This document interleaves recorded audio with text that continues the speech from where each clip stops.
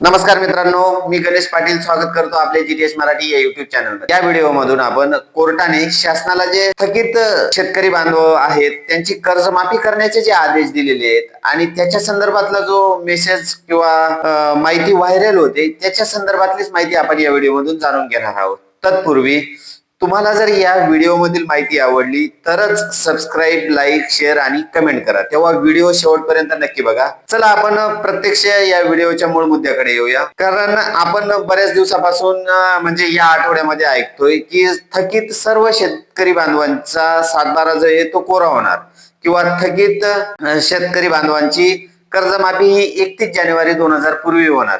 तर याच्या मागचं तथ्य काय आहे किंवा कोणत्या शेतकऱ्यांची कर्जमाफी होणार आहे हे आपण या व्हिडिओ मधून बघूया। तर आपण थकीत जे शेतकरी बांधव आहेत तर थकीत केव्हाचे आहेत याच्या संदर्भातच आपण ही माहिती बघणार आहोत। कारण 2017 मध्ये एक कर्जमाफी झालेली होती, 2019 मध्ये सुद्धा कर्जमाफी झालेली होती। 2017 मध्ये देवेंद्रजी फडणवीस यांच्या माध्यमातून छत्रपती शिवाजी महाराज कर्जमाफी योजना ही लागू करण्यात आलेली होती आणि त्याला जवळपास 1.5 लाखाची ही जास्तीत जास्त मर्यादा होती। आणि त्यानंतर 2019 मध्ये उद्धव ठाकरे मुख्यमंत्री असताना त्यांच्या काळात एक कर्जमाफीची घोषणा ही झालेली होती। त्याला महात्मा फुले कर्जमाफी योजना हे नाव देण्यात आले होते आणि त्याची मर्यादा जी होती ती 2 लाखापर्यंत होती। पण या दोन्ही कर्जमाफी होत असताना म्हणजे छत्रपती शिवाजी महाराज कर्जमाफी योजना यात जे शेतकरी पात्र होते म्हणजे 1.5 लाखाची जी मर्यादा होती सर्व क्रायटेरिया पूर्ण करत होते, पण तरी सुद्धा त्यांचं कर्जमाफी ही झालेली नाही। आणि त्यानंतर 2019 मध्ये उद्धवजींच्या सरकार असताना त्यावेळेस सुद्धा जी कर्जमाफी झालेली त्यात सुद्धा काही शेतकरी बांधव हे पात्र होते, पण तरी सुद्धा त्यांची कर्जमाफी ही झालेली नाही। त्यांनी शासनाकडे वारंवार पाठपुरावाही केला पण त्यांना कुठलाही प्रतिसाद भेटला नाही। मग असे सर्व शेतकरी बांधव कोर्टात गेले आणि कोर्टाच्या माध्यमातून शेतकरी बांधवांच्या बाजूने निकाल लागला आणि त्याच संदर्भात कोर्टाने शासनाला अशा थकीत कर्जदार जे शेतकरी असतील त्यांची 31 जानेवारी 2026 पूर्वीच कर्जमाफी ही करण्यात यावी अशी घोषणा ही केलेली आहे किंवा असे आदेशही देण्यात आलेले आहे। म्हणजेच जे छत्रपती शिवाजी महाराज कर्जमाफी योजना होती त्यात जवळपास 6,500 कोटी हे शेतकऱ्यांचं देणं बाकी आहे। त्यानंतर महात्मा फुले कर्जमाफी योजनेमध्ये जवळपास 800 ते 850 कोटी आणि जे प्रोत्साहनपर अनुदान देणार होते म्हणजे जे रेग्युलर शेतकरी बांधव आहेत त्यांच्यासाठी जी 50,000 रुपये पर्यंत अनुदान जे देणार होते त्याच्यातले जवळपास 3,500 म्हणजे 350 कोटी बाकी आहेत।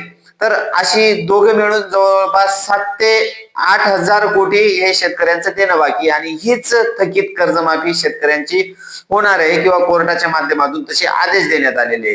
तर या संदर्भात शासनाकडून अजून कुठलाही प्रतिसाद किंवा कुठलाही जी.आर. निर्गमित करण्यात आलेला नाही। आणि तसंच सध्याची परिस्थिती बघता शासनाने निवडणुकीपूर्वी घोषणा केलेली होती की सर्व शेतकरी बांधवांचा सातबारा हा कोरा करू आणि त्याच्या संदर्भात विरोधी पक्षातील नेत्यांनी सुद्धा वेळोवेळी शासनाला त्याची आठवण करून दिली असता शासन हे एक प्रकारे चालढकलचं काम करत आहेत। म्हणजेच आता शासनाने आपल्याला 30 जून पूर्वीच सर्व कर्जमाफी करू असं आपल्याला सांगितलेलं आहे आणि त्याच्या संदर्भात समिती सुद्धा गठीत केलेली आहे। तर ते प्रवीणसिंह परदेशी यांच्या अध्यक्षतेखाली ही समिती गठीत करून त्या समितीच्या अहवालातून त्याच्यातून काही निकष ठेवले जातील आणि याच पद्धतीने ती कर्जमाफी होईल अशी आशा आपण व्यक्त करूया आणि ती लवकरात लवकर व्हावी। एप्रिलच्या पहिल्या आठवड्यात ही समिती आपला अहवाल शासनाकडे सादर करणार आहे।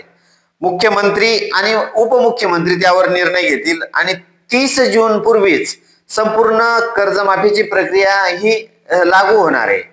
तर एकंदरीत मग त्यात कुठले निकष असतील, कुठले नियम राहतील, कोणते शेतकरी पात्र असतील, त्यानंतर कर्जाची मर्यादा काय असेल हे शासनाचा जी.आर. किंवा शासनाचा आदेश आल्यानंतरच आपल्याला प्रत्यक्षात कळेल।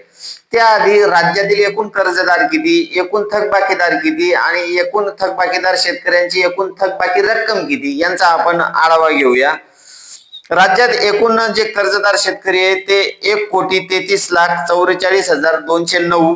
त्यानंतर कर्ज वाटप जे झालेले शेतकरी बांधव आहेत ते 2,78,265 कोटी। त्यानंतर थकबाकीदार शेतकरी बांधव आहे ते जवळपास 24,73,566 आणि एकूण थकबाकीची जी रक्कम आहे ती जवळपास 35,477 कोटी एकूण थकबाकीची रक्कम आहे.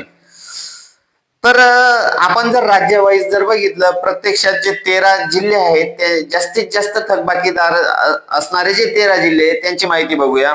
छत्रपती संभाजीनगर मध्ये जवळपास 1,04,529 शेतकरी हे थकबाकीदार आहेत आणि त्यांची एकूण रक्कम 1600 कोटी पर्यंत आहे. त्यानंतर सोलापूर जिल्ह्यातील 2,71,973 शेतकरी हे थकबाकीदार आहेत आणि त्यांची जवळपास 3976 कोटी रक्कम ही थकबाकी आहे.